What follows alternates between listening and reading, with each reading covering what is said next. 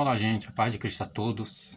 Vamos aqui mais uma vez falar acerca do falar em línguas, ou falar em língua no singular, que erradamente nas nossas versões está como estranha. Esse termo não existe no grego. Foi acrescentada por alguma casa publicadora aí, tanto é que o reverendo Augusto Nicodemos fala sobre isso. Possivelmente eu coloque o link do Facebook ou do YouTube, onde o pastor Nicodemos, o reverendo Nicodemos, fala acerca disso. Além desse problema com esse acréscimo do termo estranha ou desconhecida, estranha as pessoas gostam de usar a imaginação, né, a suposição, o dogmatismo, que é a palavra suposição, em grego é dogma, que vem do verbo dokel, que quer dizer eu acho, eu penso, eu suponho e imponho. Por isso que a Igreja Católica, já falei em outro vídeo, ela é uma das ditaduras mais duradouras que eu conheço. E também muito sanguinária, né? Que perseguia, obrigava as pessoas a se converterem, e quem não se convertesse era queimado na fogueira. Então, dogma é isso aqui, ó. É dito, lei, ordem, decisão, decreto. Mas é com base em que esse decreto, ó? De dokel. O que é dokel? Dokel aqui, que é o quê? Eu opino, estimo, creio, penso, acho, resolvo, decido. Então, me parece, eu acho, eu quero, eu penso, eu acho, e aí quer impor, como acontece hoje em dia, né, no Supremo Tribunal, que nós estamos vendo aí, aqui na nossa realidade. Mais precisamente, para quem assistir mais tarde, sair algum tempo depois, hoje é 23 de maio, uma sexta-feira de 2025. Então, por isso a ideia da palavra dogma. Dogma é um edito, é uma lei, uma ordem, decisão, com base em suposição, com base de estima, opinião. Por isso que a perpétua virgindade de Maria é um dogma. Assim como a assunção, a questão de dizer que Maria é cheia de graça, que é uma questão de adulteração de texto, em Lucas 1:28, se eu não estiver enganado, que Jerônimo tirou o termo queraritomene, quer dizer, ó tu que tens sido agraciada, e colocou no latim gratia plena, ou seja, adulterou o texto. Aqui está escrito, ó, mas não a conheceu, no grego está no imperfeito, não a conhecia, até o dia que ela deu à luz um filho e a chamou o nome de Jesus. Não a conheceu, ou seja, não manteve relacionamento com Maria até o dia que ela pariu. Aqui no rodapé da Bíblia de Jerusalém, letra H diz, o texto não considera o período ulterior e por si não afirma a virgindade perpétua de Maria, mas o resto do Evangelho, bem como a tradição da igreja, a supõe. Supõe em grego é dogma. Então, como a gente não tem interesse, às vezes, de aprender, quer saber, mas não quer aprender, não quer pegar um texto grego, aí pega texto como esse que eu mostrei, que na maioria das bíblias católicas está manipulado. Esse Mateus 1:25 está manipulado e sem ter relacionamento com seu marido. Não está errado, mas também não está certo, está manipulado. Aí as pessoas querem tocar na questão das línguas, aí se baseia em uma versão em português, que parece que foi a casa publicadora, como eu disse, vou postar o vídeo aí, resolveu colocar ali o termo estranha. Quando, na verdade, 1 Coríntios capítulo 14, não tem o termo aqui xenós, é xenós. Xenós, não tem o termo xenós. Em nenhum momento aqui, no grego, isso aqui, ó, perseguir ao amor,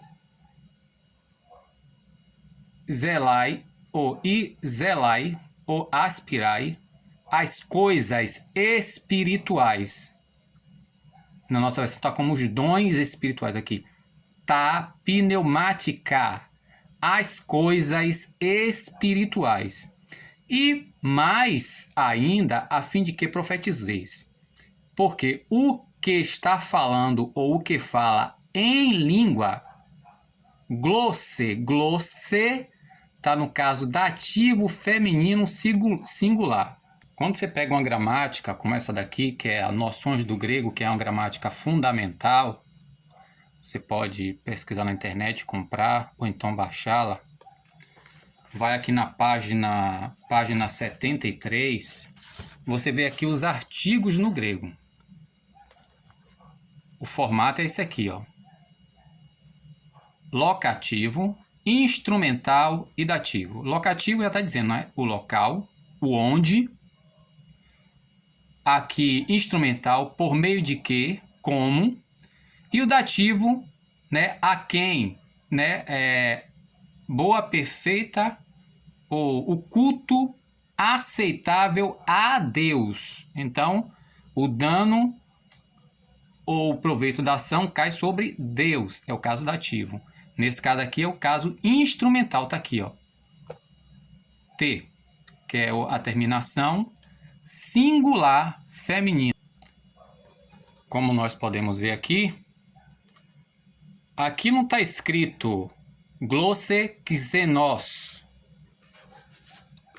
que xenos quer dizer estrangeira. Aqui no dicionário de Carlos Rusconi, da Paulo Livrarias, Paulo Livraria, na página 325, nós vemos aqui o termo, não, página 324, está aqui o termo, xenos, que é a letra xi que começa aqui, não é xeno, como a gente fala aqui, não existe no grego a pronúncia xeno. Aqui as letras compostas no grego, né, são consoantes duplas, tem aqui, ó, é o zeta em Zeus, não é Zeus, como nós falamos. A pronúncia, na verdade, nem é Zeus. É Zeus, é zeta, é zeta. Aqui o nosso é xi, em táxi. Assim como psi, aqui, kappa mais estigma, delta mais estigma, e aqui é o pi mais estigma. Psi, xi, ze. Então a pessoa com a pronúncia errada ainda disse xenolalia. Não, é xenoslalia. Xenos, que quer dizer o que aqui, ó? Estrangeiro, inimigo, forasteiro. Pode ser traduzido de acordo com o contexto como hóspede. E aqui vai. Então, em nenhum momento vai aparecer, inclusive lá em Atos, na casa de Cornélio, Atos 10, 44 a 46, 1 Coríntios 19, não vai aparecer a palavra glosse xenos ou glosse xene, que aí fica feminina. Mas o que? O que fala em língua não aos homens fala, mas a Deus. Por isso, ninguém entende, pois em espírito fala mistério. Aqui no versículo 3 diz: no entanto, o que profetiza aos homens fala. Lá na casa de Cornélio, eles falaram em línguas e profetizaram, se eu não estiver enganado. Basta dar uma olhada lá, depois vocês confiram. O que profetiza aos homens fala, para edificação, para exortação e para consolação. O que fala em língua, não tem o termo aqui xenos, estranha ou estrangeira, ou em outra, ou em uma outra, ou em um idioma. Como dizem aí? Não, aqui é o que fala em língua, a si próprio edifica. mas o que profetiza a Assembleia, que nós aqui chamamos romana catolicamente de igreja, que é um termo ditatorial, manipulador, né? Que aí deturpa a ideia da palavra igreja, assim como os sociopatas de plantão torce o significado do termo democracia, como se ele e a vontade dele fosse democracia. Então, o que fala em língua a si próprio edifica, a si mesmo edifica, mas o que profetiza a Assembleia edifica. Mais adiante aqui ele diz uma coisa interessante. Aqui no versículo 13 diz aqui, ó: por isso, Dio rolalon glosse, por isso, o que fala em língua, ore para que interprete. Porque o que está orando em língua, o espírito meu ora bem, mas o intelecto meu infrutífero está. Então, em primeiro lugar, o nome correto aqui, gente, é falar na linguagem do espírito, porque diz aqui, ó, porque se estou orando em língua, o espírito meu ora. O espírito meu ora, mas o intelecto meu infrutífero está. Ou seja, aqui não é oração no Espírito Santo, é oração, esse o falar em língua é singular. Não é falar línguas, que está falando de outra coisa que é lá em Atos dos Apóstolos e 1 Coríntios capítulo 12, que nós vamos chegar lá. Aqui depois você vai ler no capítulo, ó, você vai descobrir o versículo 2 ao 4, depois o versículo 13, na verdade todo o capítulo 14. Você vai entender que o que fala em língua, ou o que profetiza, é maior do que o que fala em língua, a não ser que interprete. Cadê? Onde é que está escrito isso? Logo aqui no versículo 5. E quero que cada um de vós falar línguas, e mais ainda que profetizei, pois maior, interessante essa palavra maior, que significa aqui ser ancião, né? Grande no sentido mais amplo, como um ancião, aquela pessoa que é mais preparada. Paulo usa o termo aqui meidson, que vem de megas. Meidson, de onde vem o termo mega, quer dizer grande, poderoso, né? Aquele que excede.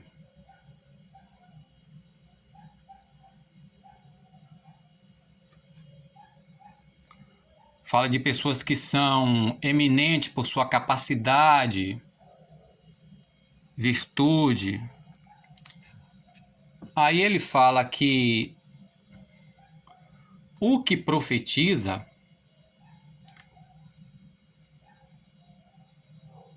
e maior o que profetiza do que o que fala em línguas, exceto senão que interprete, a fim de que a assembleia edificação receba. Ou seja, a maturidade e a grandeza aqui, gente, não está em você estar se satisfazendo, mas buscando a construção da comunidade.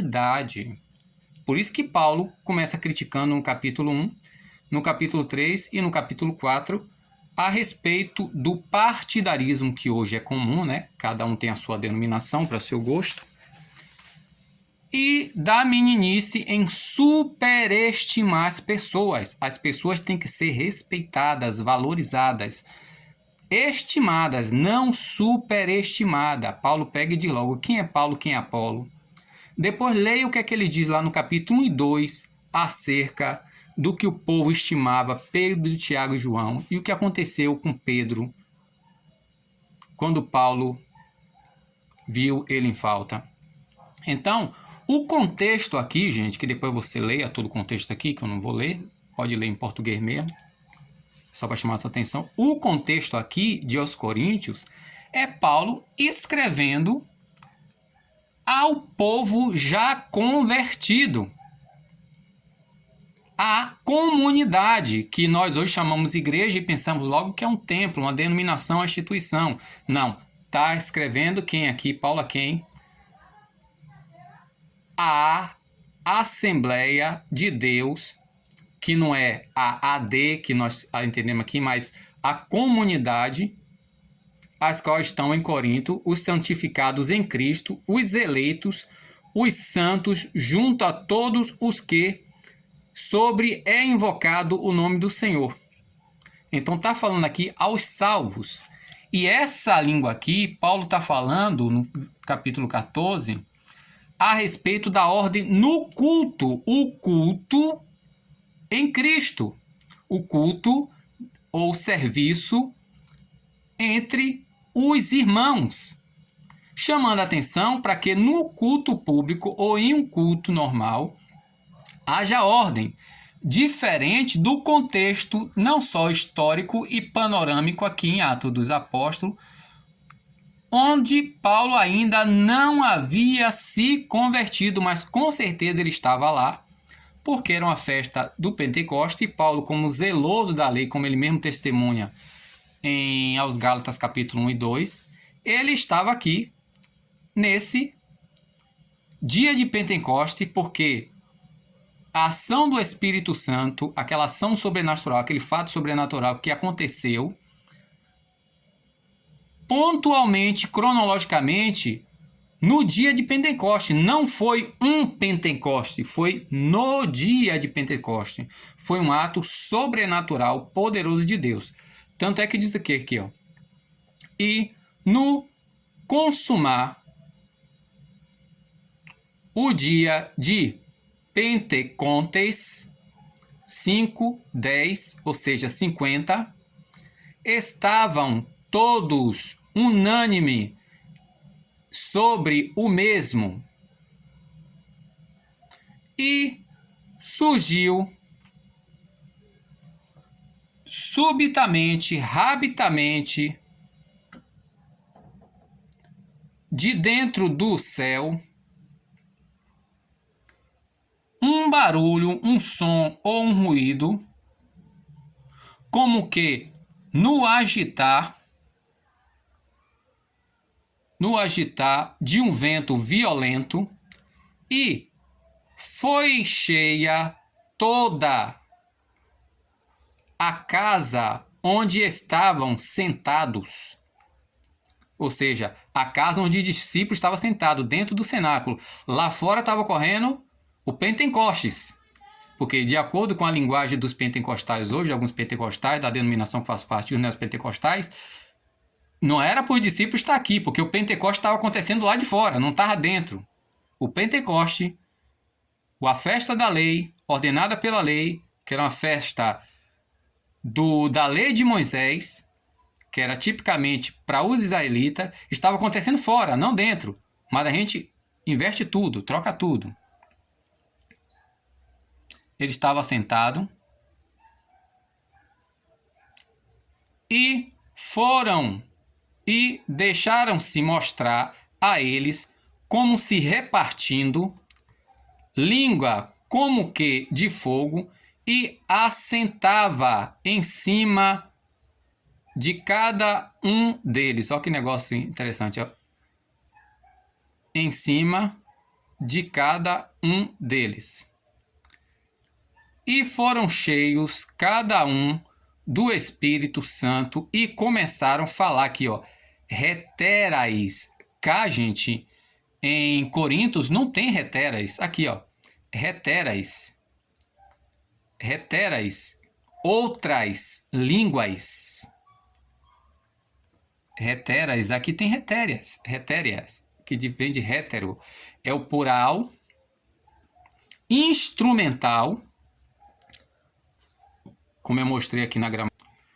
Diferente do que eu mostrei lá que lá no singular, em 1 Coríntios 14, como eu mostrei a vocês aqui, tá aqui, ó, glossê, aqui é singular feminino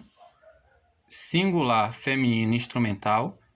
Já em Atos está no plural feminino, tá vendo? Thaís.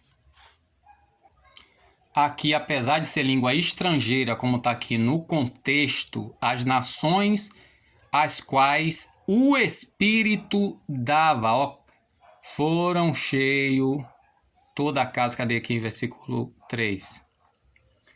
E deixaram ser avistada a eles, como que repartindo, ou se repartindo, línguas como que de fogo, e assentou em cima de cada um deles, e foram cheios do Espírito Santo, e começaram a falar o quê? Outras línguas, conforme o Espírito dava. Aqui está no imperfeito.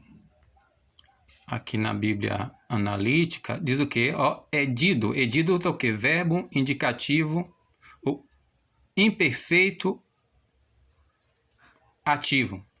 Aqui é no imperfeito. Dava o quê? A proclamar solenemente. Só de usar esse termo aqui, ó, apophthegmai, já diz uma coisa interessante que nós vamos ver aqui. Esse termo apophthegmai, que é a eles proclamar solenemente, indica que eles não estavam falando de si mesmos, mas estava, conforme está aqui no versículo, o contexto, diz que o Espírito edido quer dizer dava, ou seja, eles eram impulsionados pelo Espírito Santo. Ao contrário de 1 Coríntios 14, é o Espírito da pessoa exaltando a Deus, falando com Deus em mistério. Aqui é o Espírito Santo usando os discípulos para falar com aquelas pessoas que estavam ali,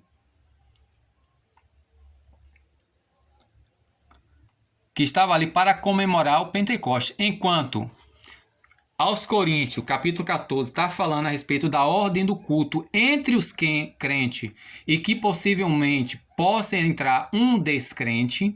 Aqui é o nascimento da igreja, onde, pelo contexto de Atos 2, você vai ver que é cerca de 5.000 almas se convertem. Quando Pedro conclui o discurso, né, quando Pedro para de explanar a escritura, depois dele expor, que essa é a forma correta de se pregar, é expor a escritura.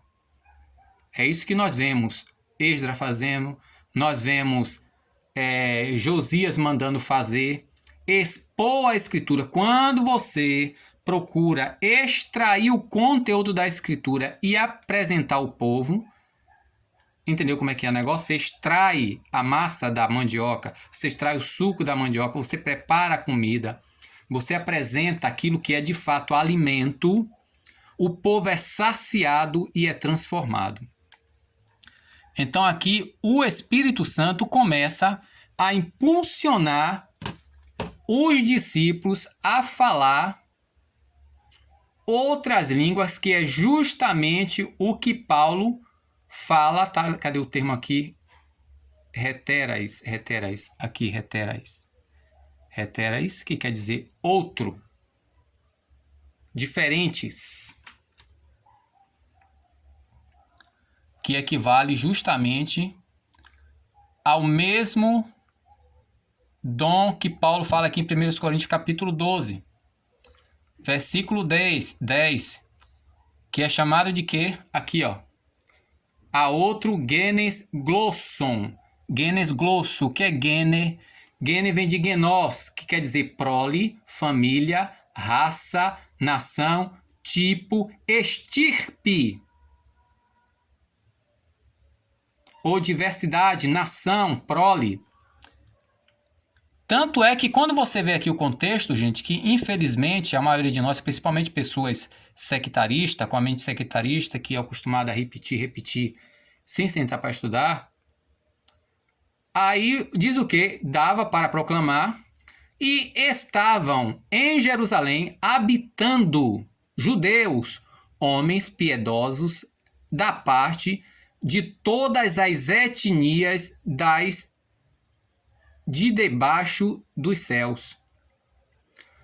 E no surgir do som tal, juntos vieram a multidão e perplexa, porque escutavam cada um no familiar particular o próprio dialecto. Aqui está na nossa versão, sua própria língua. Língua em grego, como é, gente? Aqui em cima, ó, é glossa.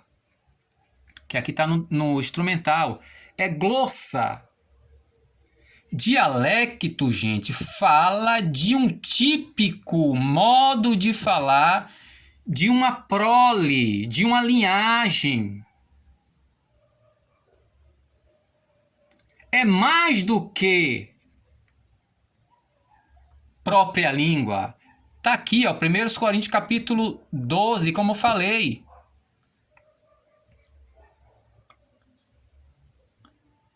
Quando a gente se aprofunda no texto, gente, nós vemos que maravilha foi e por que eles ficaram estupefatos. Tá aqui, ó.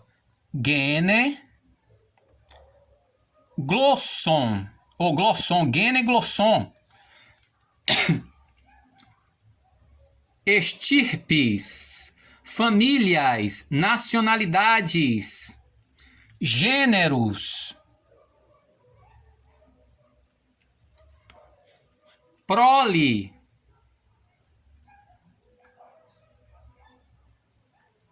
Entendeu como é que é o negócio, gente? Não é meramente falando, tá falando para Minas Gerais, não é meramente falando num português do Brasil ou da língua oficial, um português de lá de Portugal, não. Tá falando na linguagem própria de um mineiro, dependendo da etnia que ele é. Se ele é alemã, se ele é de qualquer outra coisa lá, que eu não conheço muito de Minas. Se ele é, exemplo, um São Paulino, que ele ali é descendente de italiano, e ele fala um certo dialeto lá da Itália. Então, aqui, gente, em Atos 2, quando você lê de fato o texto, que você procura se aprofundar no texto para entender de forma imparcial, partidária, você vê que, em primeiro lugar, a linguagem aqui é de Deus, do Espírito Santo de Deus, usando o discípulo para falar a homens. O idiomatismo aqui é direcionado a homens, homens não crentes ainda, prosélitos judeus. Tanto é que está aqui, ó. E estavam em Jerusalém habitando judeus, homens piedosos da parte de cada etnia dos de debaixo dos céus.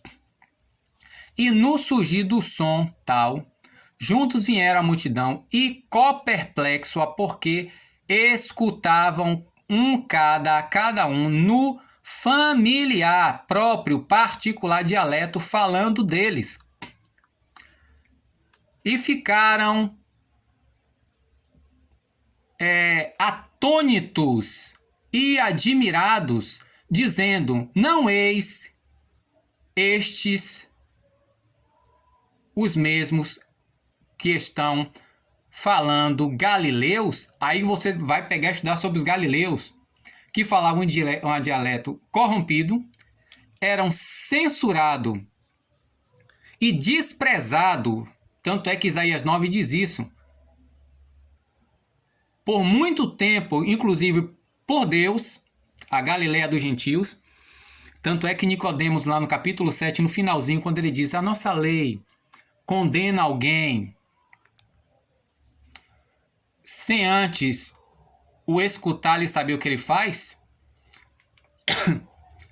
Aí responderam eles: és tu também da Galileia? Examina e vê que da Galileia não surge profeta. Eles esqueceram de ler Isaías, que na nossa versão está no capítulo 6. É como nós hoje, né? Não, Deus só age assim. Deus só faz assim. Então, muita gente ignora isso. Como é que pode, rapaz? Galileu, gente, todo judeu nato sabia acerca dos galileus, o dialeto corrompido, a cultura corrompida, porque é uma cidade portuária, ali a Galileia dos gentios. Terra de beira-mar, está lá, Isaías 9, depois leia. E como nós escutamos cada um no particular dialeto nosso, no qual temos nascido, aí vai começando aqui a nação, ó, pardos e medos e elamitas e habitantes da Mesopotâmia e judeus, ambos da Capadócia, do Ponto e da Ásia e da Frígia. E aqui vai, gente. Porque aqui, gente, não tem nada a ver com 1 Coríntios 14, nem com Atos capítulo 10, 44, 46, nem com Atos 19. Aqui está falando o que Paulo fala em 1 Coríntios, que nós precisamos urgentemente hoje. Capítulo 12, versículo 10. Discernimento de espírito. E nesse caso aqui, interpretação de língua, gêneros de línguas. Gêneros de língua, me perdoe. Não é interpretação, não. 1 Coríntios capítulo 12. Em primeiro lugar, o termo estranha não existe. É acréscimo. Infeliz e desnecessário. A língua, conforme o capítulo 14, é o espírito da pessoa falando a Deus. Basta você ler 1 Coríntios capítulo 1 ao 5 e depois você pula para o 13, né? Leia várias vezes ali, depois leia todo o capítulo. Não é língua dos anjos. Porque tem ali o termo ainda que. Pesquise o que é esse ainda que.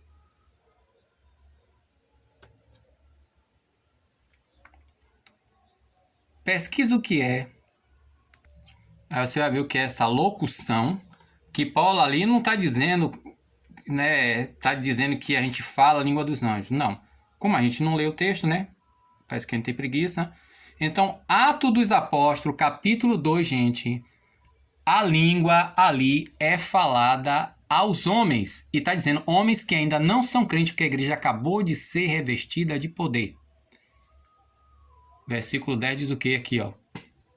E a outro, operações de poderes ou prodígio. E a outro, profecia. E a outro, discernimento de espírito. A outro, gêneros de língua.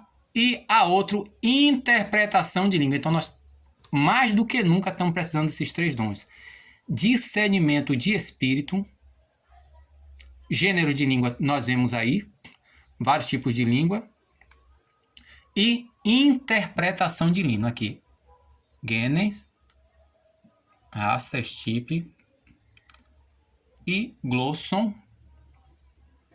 que é o plural genitivo de glossa. Ok, gente? Eu espero que tenha sido útil. Depois leia carinhosamente, exaustivamente, vagarosamente esse capítulo 2, que o povo ficar estupefato e ficaram completamente atônitos. Eles ficaram deslocados. Porque, primeiro ponto, quem estava falando ali eram pessoas da Galileia, que chamaria hoje aqui, se fosse no Brasil, de nordestino, que em algum lugar é sinônimo de burro. Em segundo lugar, porque cada um deles escutavam no dialeto do lugar onde eles nasceram. Não era o idioma oficial, que naquele tempo, se eu não estiver enganado, era o grego. Não, cada um particularmente escutavam no dialeto. Se era medo, era dali um pardo, o idioma pardo, medo, elamita, lá o idioma de Herano, mesopotâmico, judeus, capadócios, enfim, gente. Então, é mais profundo do que como programa aqueles como a Arena da mentira, né? Que o cara fica falando ali que a língua são idiomas, que não sei o que, fica falando um bocado de suposições fora do texto bíblico e não faz uma análise bíblica, entendeu?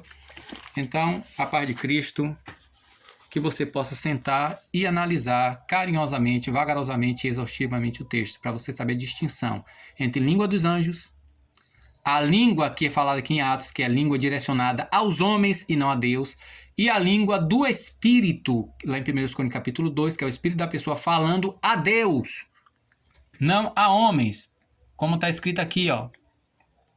O pior que na versão em português, tá escrito, gente, tá escrito.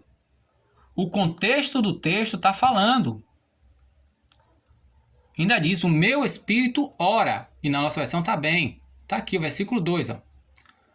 Porque o que está falando ou que fala em língua no singular, não aos homens fala, mas a Deus.